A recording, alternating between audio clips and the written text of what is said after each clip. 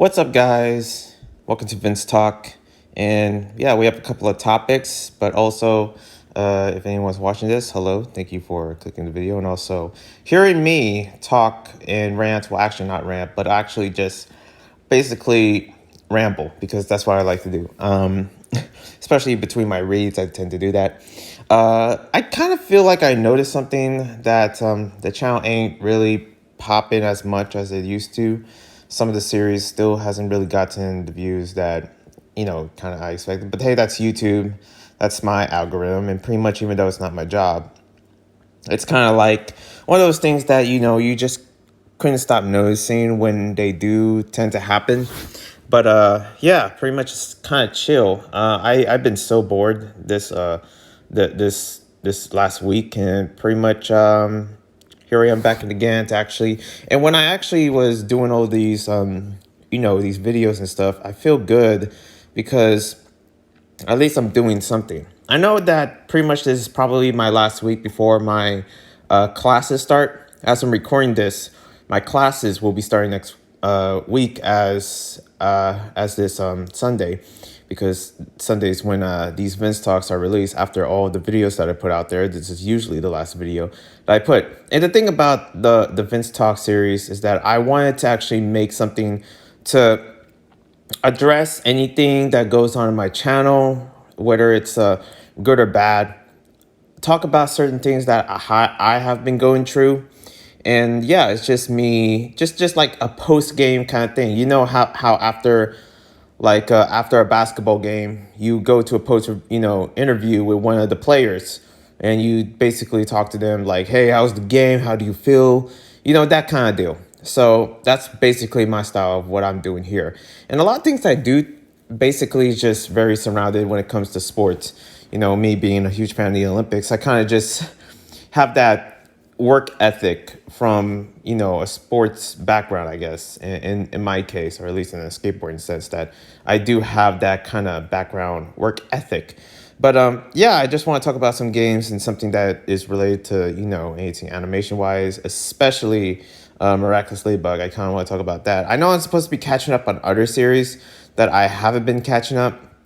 I'm surprised I haven't really catch up anything on Ruby Chibi, which they're the mix of another animation group. Also, haven't catch up on Owl House, so I feel bad for not really, really trying to dig in and actually see what's going on over there. There has been a couple of stuff in Netflix that I will talk about. Actually, I already released a bunch of videos and reviews about it, and so yeah, you can just check those. But I might give a little bit of more info. Right now, I have my notes here and the stuff to talk about. One of the things I do want to talk about is basically in my Gamecast topics is just talking about the Indie World showcase by Nintendo Direct. I am a Switch owner, and pretty much whenever there's new games and stuff, and hopefully some free to plays, I do talk about it. So here it is. And pretty much it's not really that big. A lot of people have been missing and not really seeing the Nintendo Switch Direct that happened like a couple of, at least as I'm recording this on Saturday, a couple of hours ago, as it was, the whole Direct was released. I think it was Saturday, right? But yeah, so here I am just talking about it. Also, I'm planning to do some stuff with my boy, Stefan. Right now he's in San Francisco chilling over there, thrifting and just stay in a hotel. Better than mine for sure when I was at LA. So we both basically, it feels like we're both numbering up on our vacations. Like I just got back from my vacation at LA, which is weeks ago, and he's already at his vacation, just flexing it up. I'm like, okay, I see you, big dog. Okay, you're just trying to flex on me, all right? But yeah, that's how we're doing it this summer, and hopefully it's safe there, because with this whole variant thing, it's just like it feels sad that things are just not getting better out there. And I try not to really put any focus. I don't know if that's why I'm depressed or something, but it's just sad to I'm just imagining. There's times where I imagine when events hearing a bunch of events being canceled.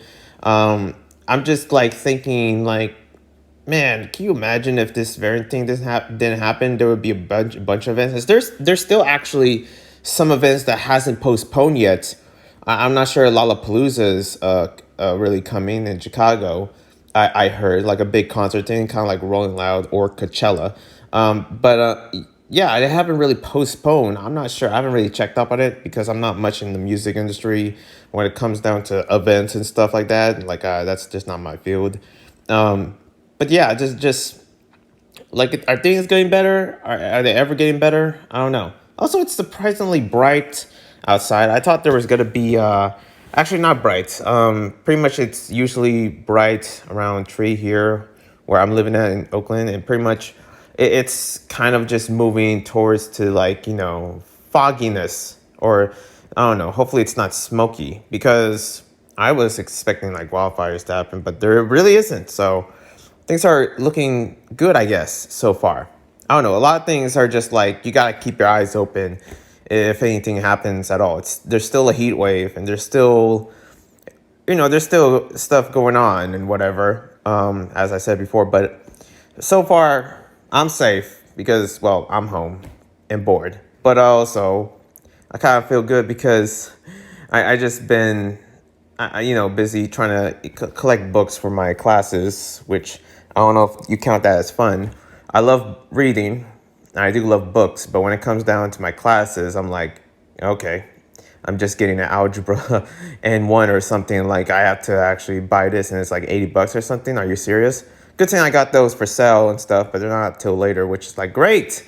So I can't really catch up. I like to catch up on my studies before the actual studies happen. I'm not sure if any of you guys do that. I know that there's a lot of people in my audience that are either around high school or around college age, kind of like me. So I don't know if you do that, like you catch before the college starts. Basically, while the iron is still steaming, you just still, you're already putting out the ingredients. You're putting out the bread to actually cook it up, and when it's ready, basically an analogy of saying like getting prepared to prevent from procrastinating, which is something that I tend to do a lot when it comes to classes. But I kind of just want to stop doing that, and hopefully sooner or later, in the future. But right now, pretty much. Also, I've been trying to really get active on Instagram because I want to post some stuff on my Instagram. Every time I look at my Instagram account, which is this channel's account, just things look empty. Things look empty, and I'm just like, there's not a lot of posts. So I'm really trying to build up some posts. And there's surprisingly not a lot of it is really popping. I was surprised that pretty much the anti-stalker post was popping. So I'm going to be posting that. It's kind of same thing with the channel when I first started. Like, whatever works, I'll try my best to continue that, train of what it really, whatever makes it to a success, and basically with the whole Instagram thing that I try to do in my channel, like I have another Instagram where it's my dancing. It's from my second channel. It's for my dance Instagram. I don't post much there, but that thing gets a lot of followers for some reason. It's almost up to 200, and I'm pretty much sure I either go to the hundreds, and I can care less about followers in Instagram. But first, it doesn't make sense when I do have a lot of subscribers here, which this YouTube channel is where I have the most followers out of anything. It doesn't calculate to the followers on my Instagram. Keep in mind that my Instagram account for Vince Ryder is not even 100. So it actually like one already unfollows. Those parts where it gets to you where like, now I don't know if it gets to me, but it's just like, when it's so small and you notice who unfollows, it's like, are you serious? What just happened? Like, I'm trying to really get active, but all of a sudden when I do get active, someone unfollows. I'm like, well, why did you follow in the first place? Like, who, huh? Like, I don't know. It's just like one of those things on the internet where I'm just like, well, that's questionable. But yeah, trying to get active with the Instagram and pretty much posting different clips, just short clips of me doing reads, best moments, I would say, highlights. And yeah, also making plans to chill with Stefan, and also really getting done with some topics that I do want to talk about with him. And also he has a bunch of stuff to actually share. So that would be cool. I'm not sure how am I going to prepare for that, because right now, even though it doesn't feel busy, I'm kind of busy because, getting started with classes and also getting getting these videos done. I still have some reads to get done, and I still have like pretty much this whole YouTube channel. I just treat it as a job. That's kind of like my work ethic, and I try to prepare myself. Also with my workout schedule, that's what I also do. So yeah, and I heard there's some YouTube changes. I'm not sure if they install a new feature or whatever. Pretty much whatever YouTube puts out there. Of course, no one really cares or even likes it. I just hope that YouTube is not really screwing up to actually have less people using YouTube, because I really don't want that to. It kind of feels like that, especially with the recent updates. And I still remember the whole COPPA thing that still is implemented here on YouTube, which is unfortunate. But yeah, that's kind of like stuff that I just want to share. And also news wise, pretty much I already got done talking about the whole variant thing, but I heard that it got so bad where you have to have papers to know if you're like vaccinated and stuff. And I'm just like, it's about to go in that level. Pretty much people are comparing it to a certain timeline when you have to have papers to actually show, kind of like it's that bad and it's that strict. I literally I was at a pretty much around my neighborhood and stuff. There's still like colleges and high schools and elementary schools that are basically like they're allowing classes. I'm surprised they haven't shut them down to actually have it online. I'm not even sure if I am. That's also another thing I just noticed that I just now realize. Do I have to physically go back to class? Because I don't know if it said in my paper that I have to go back to a physical college, which I don't want to, because that C-19 be on me, and I don't want it to be on me for sure. That I just like, I don't know if I just have to go back, because that's gonna switch up my whole work schedule. Not really, but mentally. But I mean, at the same time, it would be cool to actually see real people in a classroom again. I would love that. I'm not sure now. I'm kind of still left, especially when things were getting better, like earlier July. I was like, nah, I'm just gonna take the online classes. But still, crap, do I have to go back to a actual school? I see, like, in the the elementary and the middle schools and also the high schools, they're like going to a physical school basically. And college, I don't know about that. So I don't know where I'm at with that kind of situation. But yeah, that's another thing to talk about. I don't know. News-wise, another part of news-wise, and this is related to anything YouTube drama related. I'm not Keemstar, but at least I can actually somewhat grow a beard to actually look like him.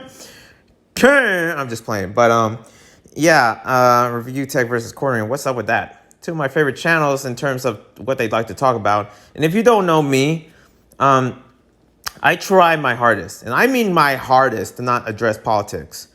But whatever situation is going on out there, I'm just curious to hear from both parties to actually know what it is. And some people may have certain opinions about that.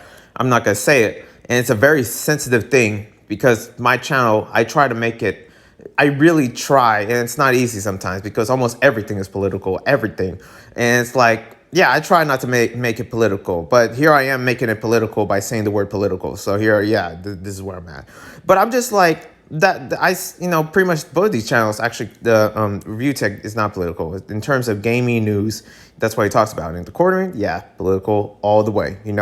Some would call him a grifter or something, but I don't know what that word is. But yeah, pretty much they're having like this challenge, and it actually got to a point where they even go up real attacks in terms of family life. That's kind of cruel, especially what Cornering said to like Review Tech's family, which is like not cool. It's kind of messed up, honestly, in my opinion.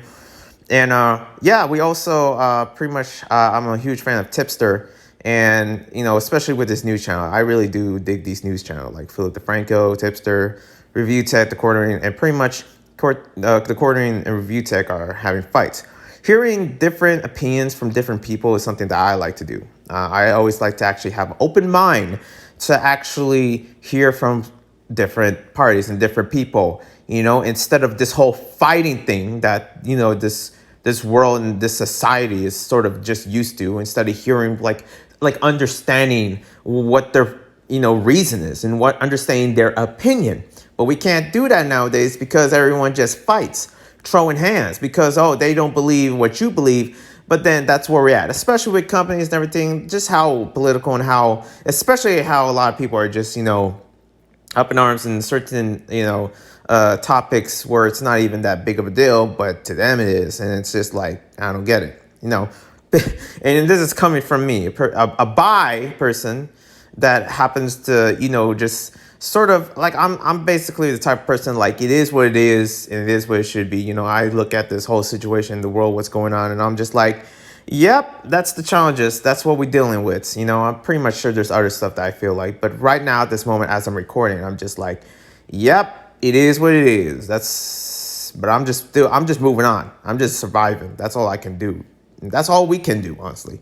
But yeah, I don't know. It's just like I don't, with the fights and pretty much. I don't even know why I'm really sharing this when it comes down to these two channels that I do watch, but it's like, yeah, that's kind of sad. That's just because I always thought they kind of work together. Them talking like they even collab at one point, but I guess not anymore. Especially just how really real this gotten. Also, another news to get out of that, pretty much I heard that, the whole Britney movement, pretty much Britney wins and as the father steps down on conservatorship. So that's interesting to hear. And I guess Britney's safe. Now we can see her free. Have I really do want to see Britney, have a husband. That's kind of like what I would love to see. Me being as pretty much my channel, I just basically a lot of my videos, I just react to anyone that's gay, married, or anyone that is dating, and I react to it. I'm like, yeah, go get him, girl. Oh yeah, go get him, bro, king. Like that kind of stuff that my content, because I'm a romance channel. But yeah, I don't know. Pretty much Britney, like whoever thought that this would, like, of course it was gonna come sooner or later, but I'm like happy. I'm like, man, I can see the others celebrating. I heard it's not done yet because there's some stuff charges for the father. So yeah, and don't get me started on the whole like Christian thing, because I'm planning to talk that with Stefan, and it's not gonna be easy topic. And don't worry, you're not gonna hear this. Okay, I don't even like saying the word. Okay, or saying the name. All right. So other than that, yeah, that's all I just want to share. Right now, let's get into some fun stuff, some non-serious fun stuff with some gaming. So pretty much I just saw the Indie World Nintendo Direct, and they were showing up some games that I was looking forward to. And it was kind of sad that there was not a lot of people really talking about the Nintendo Direct, which is strange. You have these channels that they react to every Nintendo Direct.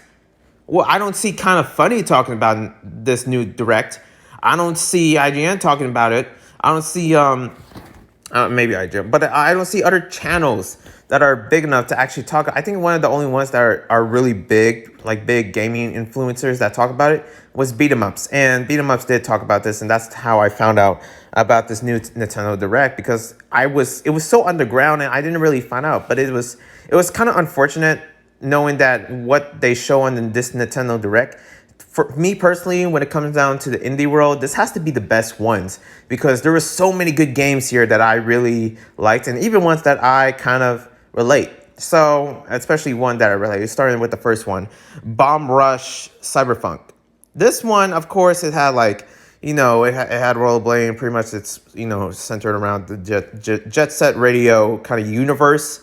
If anybody remembers that game, old school Dreamcast, let me tell you, it's still classic. Especially how it's growing popularity, especially last year when it was like beginning to be in many people's eyes, like, oh, where was this game when I was born, or something like that. I don't know what they said, but yeah, it has skateboarding and graffiti, but also it had something that I was like, well, finally, it's about time. It had breakdancing. And for those that don't know who I am, you can go to my second channel for the proof or whatever. Yeah, I breakdance, okay? It's called breaking, which don't get me started with that kind of politics and breaking. Gosh, there's just politics everywhere. Especially within, in the, as they call it in the B-boy and B-girl community, in the breaking community, which is what I call it. Some people may call it the breakdance community, which I'm totally cool. But just some people in that quote-unquote breakdance community is basically offended of the word breakdance, which I'm like, get real. Like, are you serious? Not everyone's going to be, I don't know. It's just a whole nother topic. And I keep really ranting about that so much. There's a lot of things to rant about within the breakdance culture. The same thing with the skateboard culture. Right now, they're having this fight with Karumas, the sneaker sponsor. And let me tell you, there's a different universe of conversations when it comes down to different communities. And for me personally, I go into that a lot with these different communities. The skateboarding community, there's a whole different universe of that, conversation compared to the gaming community, which is like it's like planets of conversations of people talking about certain things. You have no idea how big it is. But yeah, pretty much with this one kind of shares like, it just shares some moves. And I think there was this other game that is almost related to it. I forget what it was, but it was like another game that is definitely also inspired by Jet Set Radio, which I'm surprised they didn't bring it up because it wasn't really big of a game. I even forget the name. So I kind of was like, crap, what's the game again? I don't know. I forget about it because it was just not that good. So hopefully this one is better than that, because that one is supposed to be like kind of like the second phase of Jet Set Radio, but it went downhill. Okay, so hopefully this doesn't go downhill. Hopefully it's popular enough, because there were some aspects of it. Yeah, of course it has the skateboarding aspects, which there's like a million skateboard games, but the breakdance kind of aspect to it is something that I hope that many people would see and react, because like especially how breakdance come to Olympics and how it's beginning to be big. I follow up to it almost every day, and every day is just getting bigger, and pretty much hopefully it does, hopefully I see the same impact within skateboarding with this, that kind of like, stuff that I'm into, and also, yeah, pretty much it's coming out 2022, a while, but understandable. I'm kind of just still looking forward to the game, and yeah, it's going to be interesting what I can see. Next up, there's a game called Toem. I think that's how you call it. It's like Pokemon Snap, and pretty much, and also like it kind of reminds me of Rez in a way, with the especially how it's like almost like that kind of dimensional style of a game, and yeah, it's black and white. It's by the sweetest devs. So different artists from different, parts of the country, parts of the world, really, executing different gamings. It's kind of cool, and I support that. Next up is Loop Hero, kind of like a dungeon roguelike, but in circles. That one looks cool. Far Changing Tides is another cool game that I was looking at. It was like, this the water animation reminds me of AC Rogue, Assassin's Creed Rogue, for those that didn't know. But it's kind of like a 2D platformer with puzzles. So yeah, it looks amazing. I'm kind of curious what the story of this game is. It's kind of like a more lighter, like, Little Nightmares. But instead of it being like a horror, but I don't even think there's horror in it. That it's actually, heartwarmingly about apocalypse. So maybe it's sort of like somewhere around that center. Necro Barista is another game that I saw, which looks amazing. This one, it pretty much is called Necro Barista Final Pour. I kind of have to have those words together in order to make sure I don't really screw it up. Necro Barista. So it's like an anime style story-based dialogue game. Pretty much the studio, it has a studio mode where you can create your own stories, which that is cool. I kind of am curious to see this story about this game, and it's actually coming today, so you might get to play that earlier if you do have a Switch. Garden Story, this game basically reminds me of that one Google game that I still enjoy, which is pretty much what Google made in their browser, which is like called the Doodling Games. It's something that's supposed to be kind of like a representative of gaming of the Olympics, even though we have like Sonic and Mario. But this one actually looks cool. The city building and also how the towns look, it looks amazing. Boyfriend Dungeon. Now this game, you'll be surprised that I'm not really into this. When I saw this game, I'm like, look, I can just go to Webtoon and just find stuff like this. But it kind of is, I'm just thinking about playing it, and I'm just like, how hilarious would it be to play this in my channel? Like, I feel like it would be also fitting because of the romance elements, and also wooing your weapons. You're basically flirting your weapons. What was that meme on TikTok? Hey, this is Janet. This is Garcia. This is Maria. This is my big girl, Lisa. It's like literally I think a guy of a movie that was flirting its weapons, and it was like, being a badass, and it was like, hey, check out my guns. This rifle, name is Alexis. You know, that thing. It kind of reminds me of that. Like literally, it's whoever, like pretty much the character of that story is now get to play it in real life and have this game on their wish list. Because I was looking and I was like, it's hilarious. It's also both like serious and funny and also romantic. So that was cool. It was like a mixture of Transistor by the same ones that made it, like Hades, mixed with Dream Daddy. So I'm like, yeah, I'm in for this. This looks cool. Next one is Axiom Verge X. It gave me some Metro vibes. I heard about the Axiom series, but I never really played it. Shovel Knight Pocket Dungeon. This one's cool. Basically, I know Shovel Knight. The soundtrack is still stuck to my head, even though I can barely sing it right now. But yeah, it's a puzzle game. You would think like by Shovel Knight it would be like a platformer, but it isn't. So I don't know where that would lead to. Next up, Islanders Console Edition. This one looks cool. It feels like a game that Raptor would play. I'm subscribed to Raptor. He plays a lot of city builders, and I bet there's a lot of channels that actually do play city builders and that kind of audience. But yeah, it's a city builder, but with different biomes. But you create it on islands, and it's like layers today, so you can play now. Metal Slug Tactics. When I heard the names like Marco and Theo, I'm like, whoa. And I know Metal Slug. I actually been on a Metal Slug kind of like, train ride with all the, especially the classic ROMs I've been playing on, on retro gaming basically on my PC. So that was, I'm kind of like curious to see this because it does have some tactic vibes. So it reminds me of another game that I feel like I've seen before, but yeah, it looks cool. Tetris Effect Connected.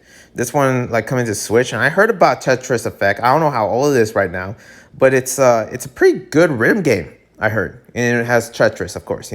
Pretty much there's like this big huge Tetris community that is definitely going to be into this game.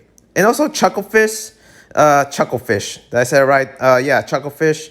The creators that basically made Stardew Valley, which is popular still to this day. It's a game basically that is mix of Last of Us and Stardew Valley, which is called Eastward. And they are so good when it comes to pixel games. And with this universe of this game, just looks amazing. And I'm kind of curious what it really will, turn into. Because when I saw this, I was like, whoa, the world, the setting, and the story behind it, which I'm not going to spoil, but it looks nice. And I'm kind of was like, man, I'm curious to see some walkthroughs of this. Or maybe play it if I got the cash, let me tell you. But other than that, yeah, those are some games that I just saw, and pretty much they all look amazing. And yeah, there's some other stuff. There was also a bumping soundtrack to it where I was just like, whoa, this is sick. So yeah, some good stuff in this Nintendo Direct. Wish that there was a lot of people that saw it. I would love to see many people's reactions for sure. And yeah, I guess that's it. And pretty much I'm just gonna adjust myself because I'm sweating. Because, of course, we're in a heat wave. Hopefully the audio, you can still hear it because right now I just adjust myself, like I said. So, yeah, the Tooncast. Pretty much I just want to talk about a couple things here when it comes down to different things during tunes. And pretty much I did a couple of reviews of, like, the Netflix stuff where it's me talking about like, I did watch Vivo and the soundtracks, man, I just love it. What was it? Mambo Cabana. Oh, I really love that song. I just found myself really enticing with the Vivo soundtrack. And the Vivo, the movie, it's so good. It's just so good. I just really, I'm into any animation, especially anime, if they ever have that in anime, or even like, animation like in Western where it depicts Latin America. I've been to Latin America, Mexico, Belize, Dominican Republic, and pretty much I always want to see some more products surrounding that area, and that would be cool. That's why I was so excited still to this day for in Santos, which is another Disney film coming out. It basically surrounds the area of Colombia, and this one actually Vivo surrounds the area of Cuba. Cuba. I mean. But they call it Cuba. So I was really interested to see this. This looks amazing. And also, words bubble up like soda pop. I never actually found myself actually liking this movie. But for some reason, I did. I actually dig it. And, it's pretty much a movie that I was actually never realizing that I would be into. But it really reminds me of like Silent Voice or some Miyazaki film or something like that. And I just love how very heartwarming and easy to watch, and especially how deep and relatable it is. And I really like it. I just did a review of it, so pretty much you can just check that out. But I really enjoyed Words Bow Up Like Soda Pop. I just wish they made like a Netflix series, an animation series of it. Next up, of course, pretty much. I pretty much put something here called changing reviews or something like that. I'm not sure why I put that. Or wait, no. Oh yeah, changing reviews of the whole Ladybug series. I was supposed to get to the whole Ladybug aspect of this whole Tooncast because I did say that earlier. Miraculous Ladybug, pretty much. Yeah, it's almost close to the finale, and I don't know what's gonna happen. Is there gonna be a reveal? That's what I want to know. Can there already be a reveal in Miraculous Ladybug surrounding Cat Noir and Ladybug, of course? Like, will that happen?